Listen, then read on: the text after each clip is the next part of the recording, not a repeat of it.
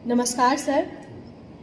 आज हिंदी दिवस है और हिंदी दिवस पर हिंदी के पुरोधा, मनीषी, विद्वान, पश्चिमांचल हिंदी प्रचार समिति के संस्थापक अध्यक्ष, ये सुअवसर मैं जाने नहीं दूंगी कि आज हम उनसे कुछ बात करें हिंदी विषय पर और हिंदी के भविष्य पर, हिंदी की वर्तमान स्थिति पर।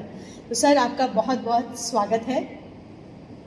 सर्वप्रथम तो आपका स्वागत करते हुए मैं यही कहना चाहूँगी कि आपने जिस तरह से हिंदी को राष्ट्रीय और अंतर्राष्ट्रीय स्तर पर एक पहचान दिलाई है, वडोदरा शहर में रहते हुए पिछले 50 वर्षों से आपने हिंदी की जो सेवा की है, उसके लिए हम आपको नमन करते हैं सर।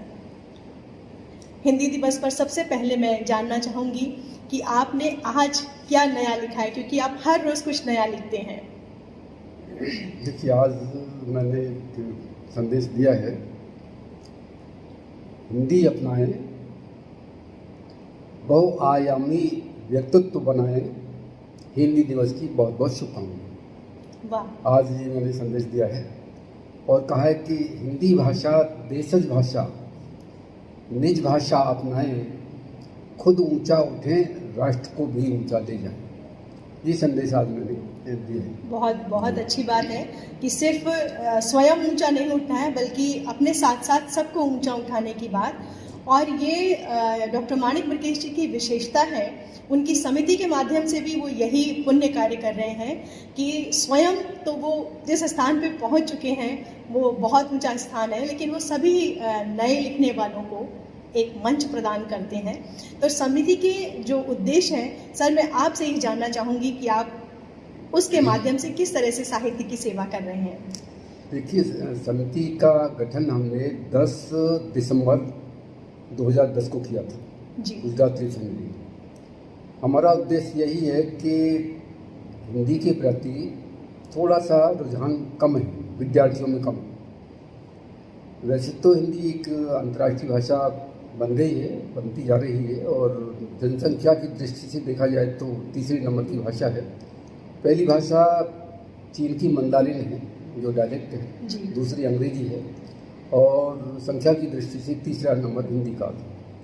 तो हिंदी की स्थिति जो पहली थी, यानी 75 साल पहले आज़ादी की पहली थी, उसके बाद अब जो आज़ादी की बात जो तरक्की की है हिंदी ने, एक बहुत अच्छा वातावरण बनाया जी।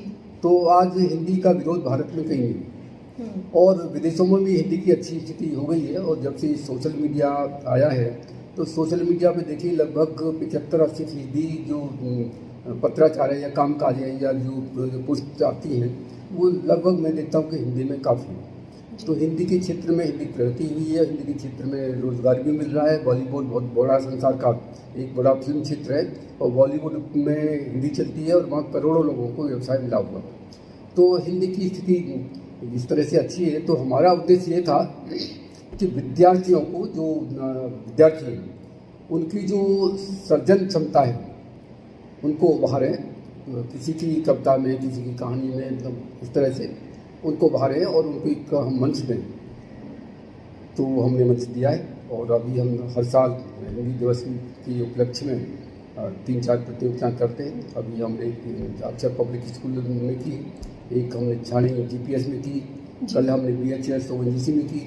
तो इस तरह से हम करते हैं। और जो हमारे साथी हैं नवोदित, जिन्होंने अपनी रचनाएं लिखी हैं, तो उनको हम प्रकाशन के लिए भी हमको सहयोग करते हैं। और हमारे लगभग मुझे लगता है कि हमारी इस मंच के माध्यम से मुझे लगता है 10-12 हमारे जो नवोदित रचनाकार थे, उनकी रचनाओं का हमने उनका छपवाई है, उनकी कृतियाँ छपवाई हैं, और उनका लोकार्पण हमने अपने मंच से करवाया।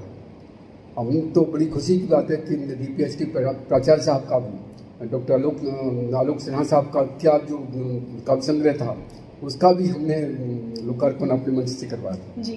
तो इस तरह से हमारी समिति काम कर रही है। हमारा उद्देश्य भी यही है कि किसी न किसी तरह से हिंदी के प्रति एक वातावरण बना रहे, क्योंकि वैसे देखिए ज़माना अंग्रेजी का है, इसमें कोई दूर नहीं जी। और तरक्की, क्योंकि एक अंग्रेजी अंतर्राष्ट्रीय भाषा है, तो मैं ये नहीं कहूँगा कि अंग्रेजी आप न पढ़ें, अच्छी पढ़ें, लेकिन अपनी मातृभाषा को भी पढ़ें, अपनी मातृभाषा को भी जानें, राजभाषा को भी जानें। हमारा उद्देश्य मेरा यही है। बहुत बहुत अच्छे कार्य आप कर रहे हैं। आप रचनाओं को स्थान देते हैं अपनी हिंदी प्रभा में, लोकार्पण कराते हैं लोगों की पुस्तकों का, तो ये एक बहुत ही पुण्य कार्य हो रहा है। और एक बात और जो मैंने आपकी कार्यशालाओं में सीखी और सुनी है, मैं चाहती हूँ कि आज इस मंच से आप कहें। जो आप कहते हैं कि हिंदी वालों का जो रवैया है वो सख्त नहीं होना चाहिए, अगर दूसरी भाषाओं के शब्द हैं, जो प्रचलित शब्द हैं, उनका प्रयोग करना चाहिए, तो इस विषय पे आप थोड़ा सा कुछ कहें। देखिए कि हमारी जो वैसे तो भारत सरकार ने बिल्कुल स्पष्ट निर्देश दिए हैं संविधान में। संविधान की धारा 343 से 351 तक की जो धारा है राजभाषा से संबंधित है, तो 351 में राजभाषा का स्वरूप बताया गया है कि भाई राजभाषा की जो शब्दावली है या राजभाषा है, न तो संस्कृत निष्ठ होगी न उर्दू निष्ठ होगी। ये जो गांधी जी वाली भाषा थी वो बीच की भाषा, मिलीजुली भाषा होगी। तो मूलतः इसकी शब्दावली का जो निर्माण है वो संस्कृत के धातुओं में उपसर्ग और प्रत्यय लगा करके किया जाएगा। जैसे शब्द संहार, संहार में उपसर्ग लगा दीजिए तो उपसंहार हो गया। पाठक शब्द है, इसमें ई प्रत्यय लगा दीजिए तो पाठकी हो गया। इस तरह से संस्कृत के धातुओं में उपसर्ग और प्रत्यय लगा करके किया जाएगा। नंबर 2, क्योंकि संस्कृत एक बहुत ही ऊर्जावान भाषा है और इसकी जो धातु हैं वो करोड़ों शब्दों का निर्माण कर सकती है उनकी धातुओं में। तो इसलिए जो निर्माण की शब्द निर्माण की जो अद्भुत शक्ति है वो संस्कृत में।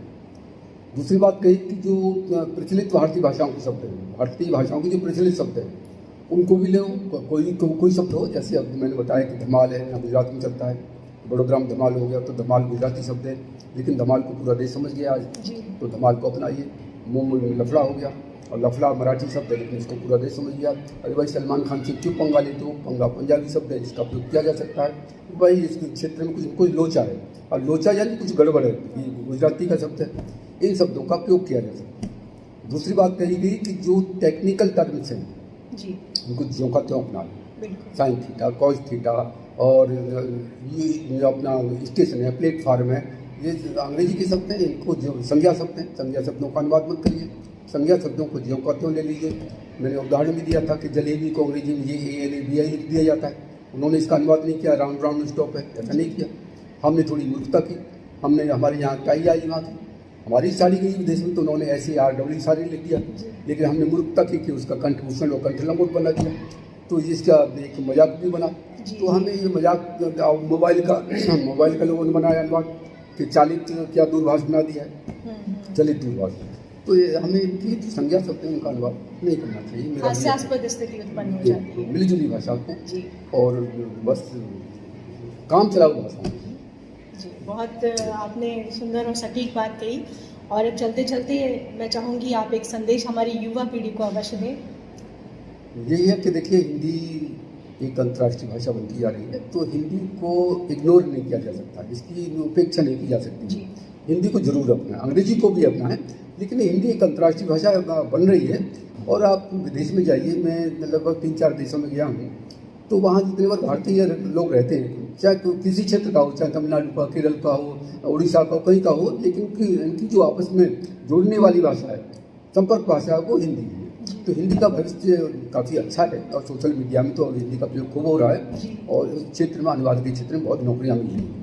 सरकारी नौकरी नहीं मिल रही है, लेकिन प्राइवेट क्षेत्र में नौकरी मिल रही है। गूगल ने भी काफ़ी नौकरियाँ दी, अनुवाद के लिए नौकरी दी।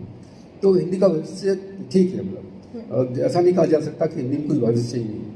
हिंदी में अच्छा भविष्य है, और एक हिंदी एक अच्छी भाषा है, और तभी बॉलीवुड ने अपनाया, और एक हिंदी सरस भाषा है, और हिंदी की जो काफ़ी क्षमता है वो बहुत अच्छी है। इसमें जो 9 रस हैं, और किसी भाषा में 9 रस नहीं है, इसमें 9 रस है। तो इस तरह से ये हिंदी एक सरस भाषा है, और काव्य के लिए तो बहुत अच्छी भाषा है, और आज का ज़माना तो काव्य का ही ज़माना है। बिल्कुल। और मैं तो ये कहूँगा कि हिंदी अच्छी भाषा है, इसको अपनाना चाहिए, बच्चों को, सभी को अपनाना चाहिए। तो बहुत बहुत धन्यवाद। और सर का जो संदेश है वो आप तक पहुंचा रहे हैं कि आओ हम सब मिले हिंदी को आत्मसात करें, द्वेष को मन से मिटा दें, नया प्रभात करें। जब एक है हमारी भारत माँ और उसका आंचल, तो क्यों ना मातृभाषा हिंदी में ही बात करें। सर बहुत बहुत धन्यवाद। जय हिंदी, जय भारत।